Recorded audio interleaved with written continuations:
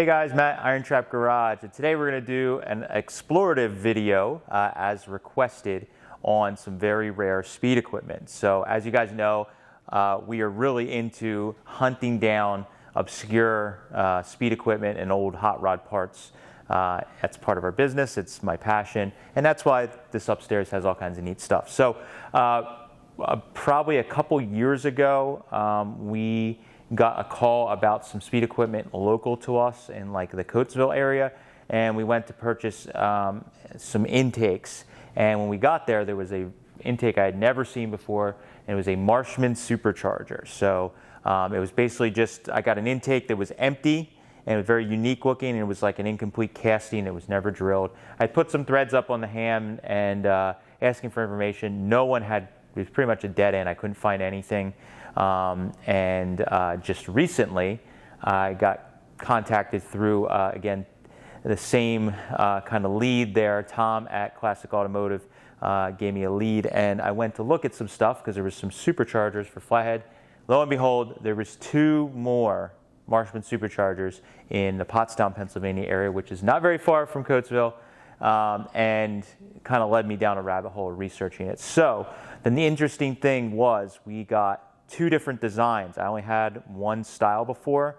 We have two styles now, and one of them is complete. It's basically the key to allow us to complete the other ones. We had a lot of interest on Instagram and social media of people asking us to take the blower apart and show how it works, because it's a very odd looking blower. So that's what we're gonna do. I'm gonna take it apart and look at it and see how the heck it works. I haven't touched these other than just buying them and putting it on the shelf with some of my other stuff. I had three of them for a few minutes or a day, and then I gave the original casting that I had found to my very good friend Pete, who is also insane about collecting this stuff to kind of round out his collection. So we have two here today, but it represents the two styles. So let's get into it.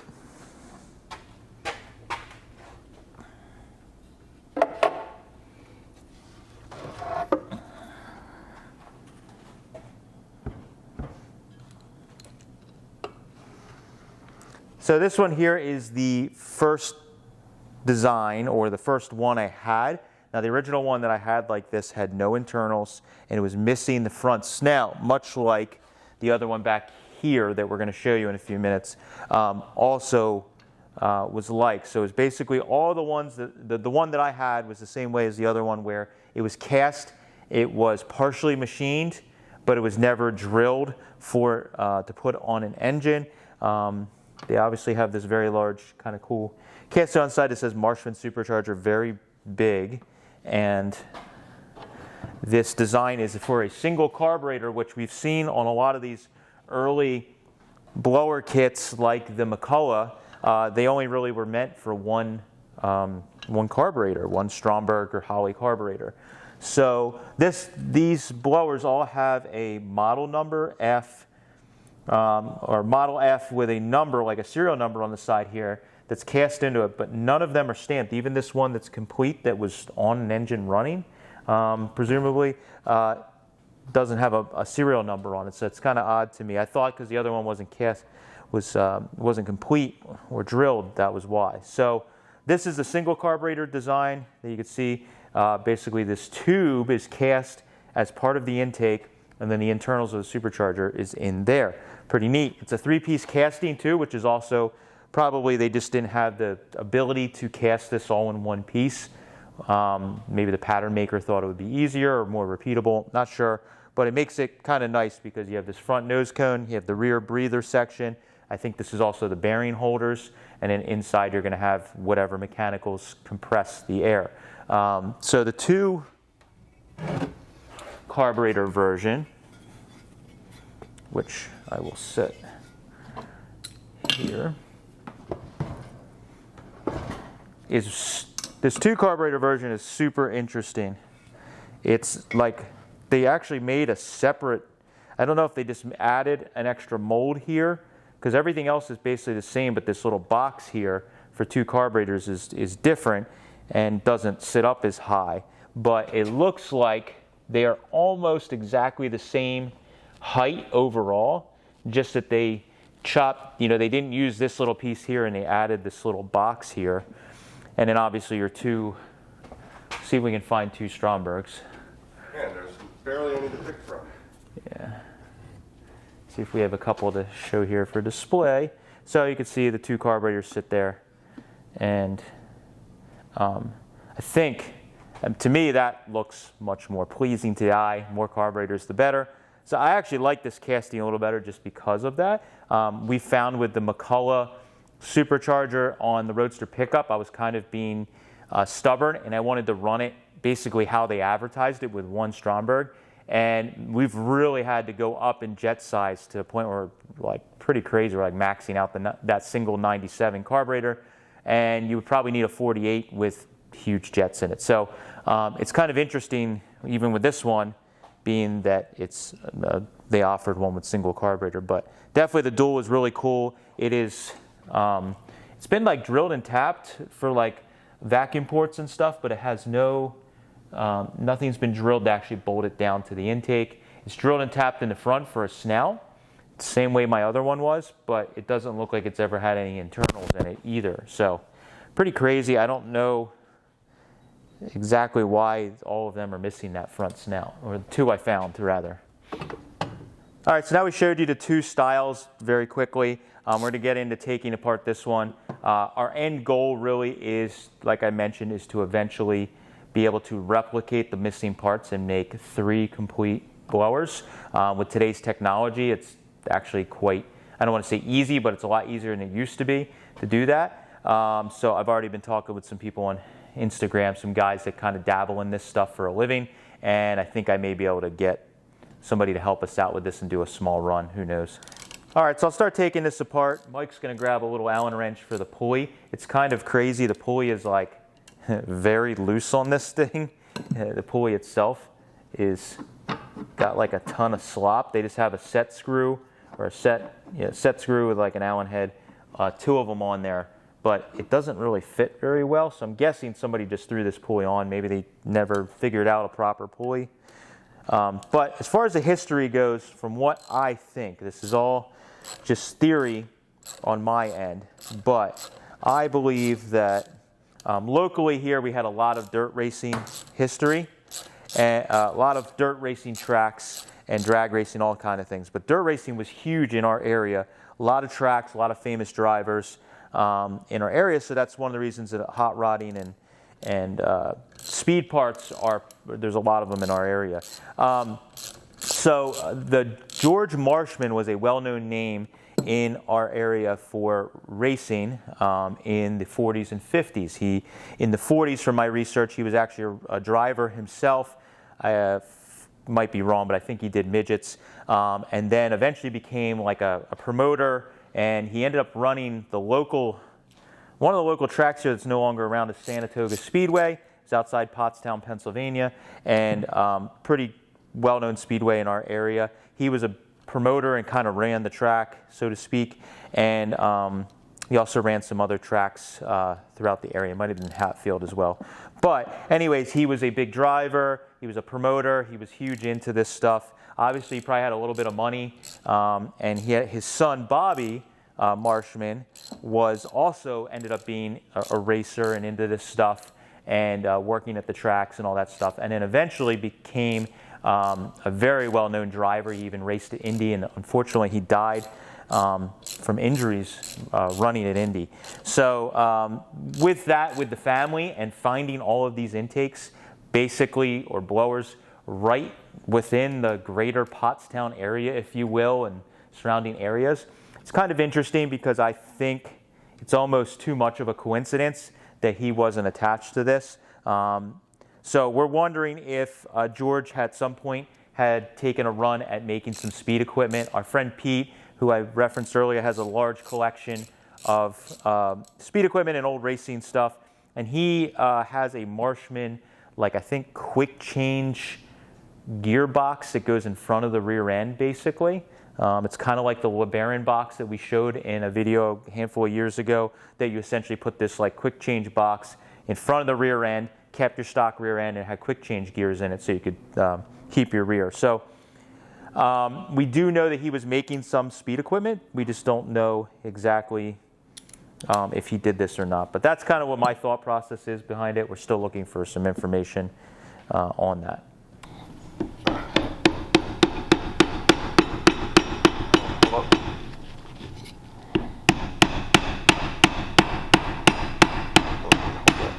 Yeah, I think it's the burr. There Yep, we go. there it went. Yeah, this inside of this has a bunch of burrs too. Yeah, it actually looks like this was threaded at some point. Oh yeah, it was. I wonder if it was threaded and they like I wonder if stripped it was out. Threaded and the pulley sat more here, and there was threads on the end. Because that snout is super long. Yeah, it almost looks like they had threads on it and then it stripped or something, and they just like ground it down or machined it. I don't know. There's definitely looks like 100% looks like maybe threads. maybe they tried tapping it and it was hardened or something, and Maybe, yeah. they just like, all right, screw it. So now we got 8,000 tools out to get the pulley off.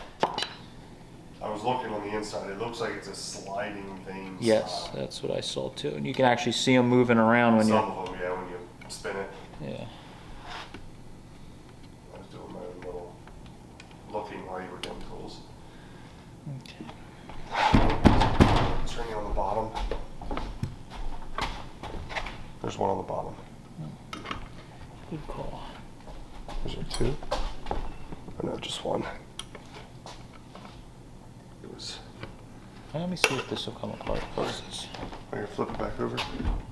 I want to put it off the front here. So if you maybe move one of the cameras for you.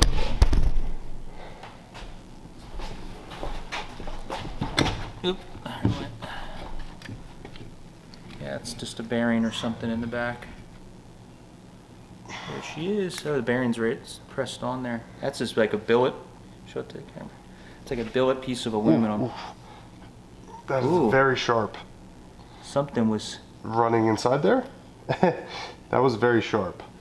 That stinks. That was probably. Stabbed myself a little bit. Oh, I see what happened. One of the veins broke. It was dragging around in there. Yep. That's not good. All right, so we got this about as apart as we're going to take it for now. We just want to, a lot of people seem to want to see the inner workings and all that stuff. So this thing has definitely been run. You could see that at some point somebody either tried to tap it or it was tapped, the whole shaft, and then maybe they stripped the threads out and they put that other pulley on. That other pulley didn't fit very well. You could see they drilled a recess in there for a grub screw to kind of sit and lock in. So that probably wasn't working very well on its own. It's hard to say. There probably was something that threaded on there and the pulley fit differently. So if we want to put this on a car, that's going to have to be addressed for sure. So the front housing here is basically just a bearing support, it seems like. It has a bearing in the front with a circlip, which we did not take off yet. Until we go to like replicate all this, it's probably not necessary. But we wanted to show you guys how this all works. So this half has a stick fiber gasket on both sides. It's more than just your normal paper gasket that's on there. And the shaft is aluminum. And you can see there's a bearing on the back here, which actually fit tight inside of here. So they actually machined it. There's a bit of machine work that was done on this thing to get it to, you know, even function, whether it's a poor design or not.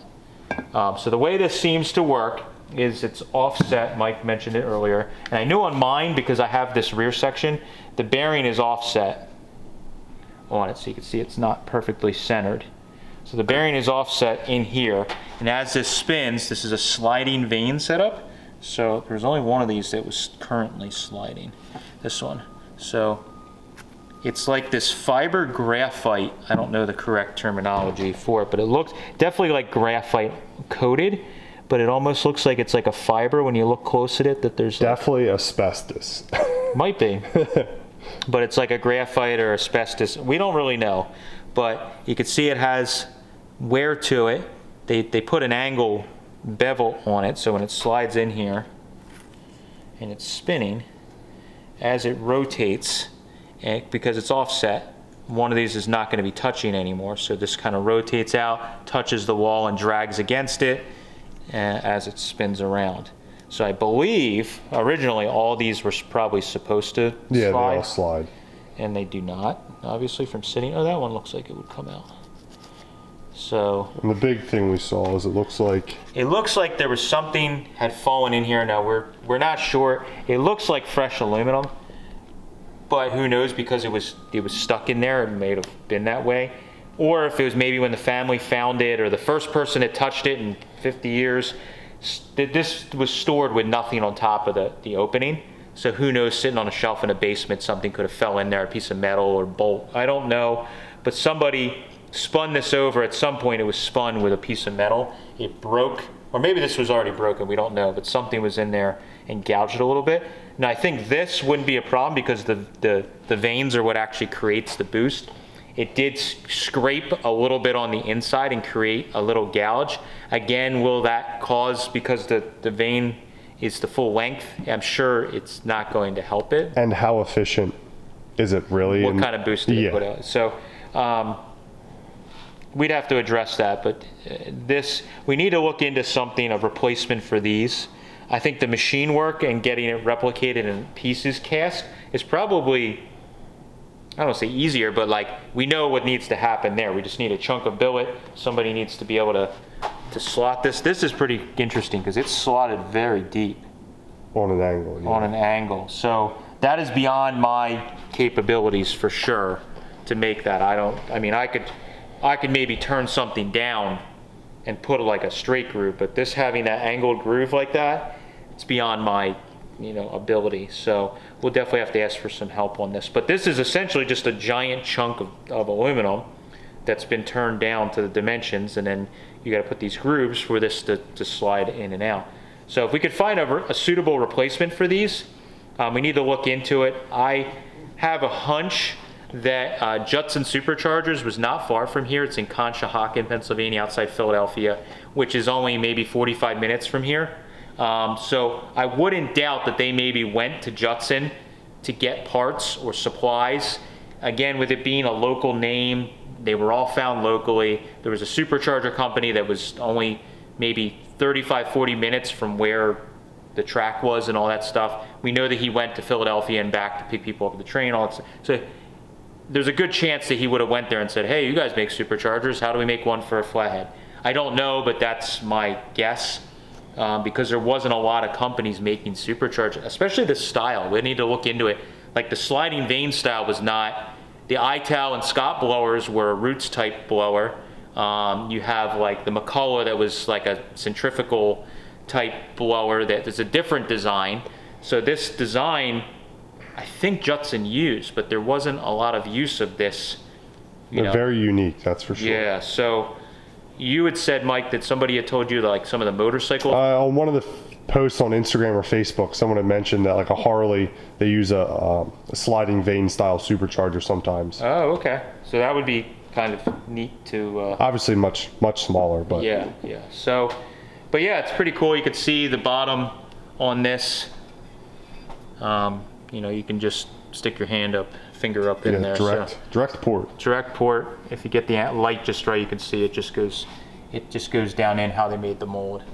But this graphite material, whatever it is, it's just everywhere. So this is the wear item, obviously, on it. We were wondering when we first got it, I'm like, it doesn't look like there's a sleeve in there. So I would have thought originally there would have been like a steel sleeve pressed in there, or sacrificial sleeve, and then you would have this run against it. But no, they did it the opposite way. The vanes are sacrificial, so as they spin and wear. So I'd be curious to how long do these vanes last? I don't know, but I mean, it's a pretty soft material. But yeah. Well, I guess there's a good portion of material still in the slot. Oh, so it would wear. That makes sense. I mean, yeah. It's whatever amount you allow stick out before it's. I mean, you could see where it was sliding to. See the line? Oh yeah, to like there. So you can see it's only sliding, and then you have. That's probably why they did it. You have all of this. You need that much stick out, so you still have. Right. Yeah, there you go. So you still have like this much of wear area. So that there's probably Judson probably has, or whoever made those, probably had a number that was like, remove the vane, and when it gets to this dimension, it needs to be replaced. Yeah, that's kind of cool. So if we could find, it's good. This is the part that, like, when I bought this stuff, I did not get it cheap. In fact, I probably paid more money than most sane people would pay for it. Well, you're not sane, so it's... Yeah, I'm not sane. I told the people that when I was buying it, I'm like, I'm out of my mind. But the allure to me is being able to take this original one apart, see how it was made, and try and replicate the pieces to make 3 of these. So now that we have these vanes, we can find a suitable replacement for them, and we have dimensions and everything else, so we can work with some people that are much more talented and smarter than I am to make these. Oh, do you know why they're probably graphite coated? It creates a lubricant. Graphite's like so it doesn't wear as bad. Yeah, you just can't throw metal down inside. Yeah, exactly. Well, the thing you were saying about metal, it's kind of weird though. It's so far. This is the center of the blower. You can see from being shiny. Yeah. So it would have had to get almost all the way up here to break. So it almost have to be like something fell in on the side and then made it up to the front. Yeah, that with how shiny it is, I half wonder if something had fell sitting on the shelf. And oh, you know what else it could have been?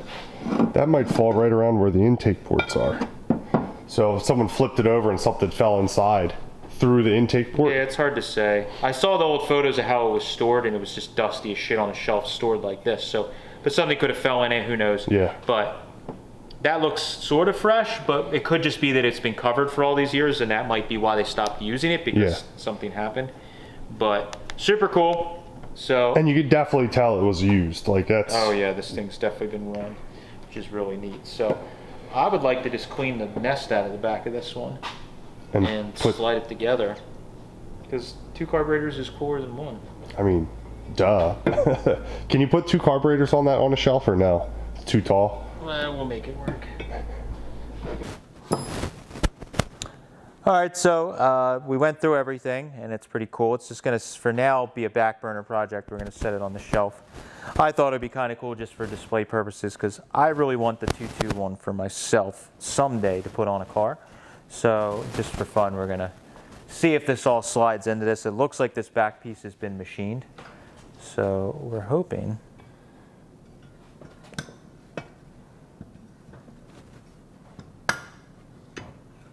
Might have been easier to slide this onto that. Oh, it fit? Okay. Just gotta find the hole. Downside is this front snout is not as aged. That's okay.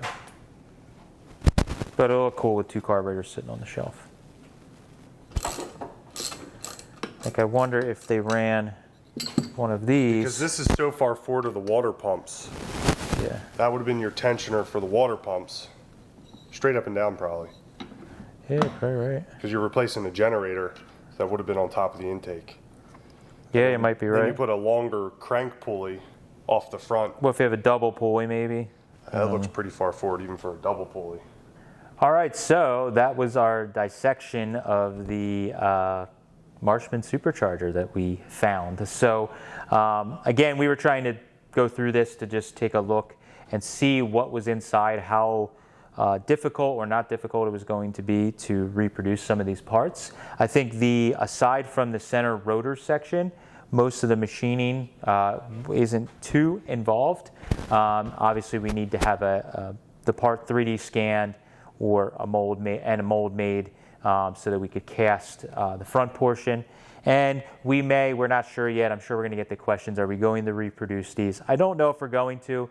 The person that we're working with does small runs of cast speed equipment, so to speak. So if we can work with someone to maybe make a piece that's inspired by this, I am not looking to totally reproduce exactly this part. I think it's very neat that there is only like 3 of them known, and probably if there is others out there, not many more. So to keep it kind of for the thrill of the hunt, so to speak, I don't want to flood the market by making 100 of these superchargers. So if we do something, we may do something that's inspired by, but may not have the lettering or something like that. But do not email us and bug us asking when we're going to make these superchargers.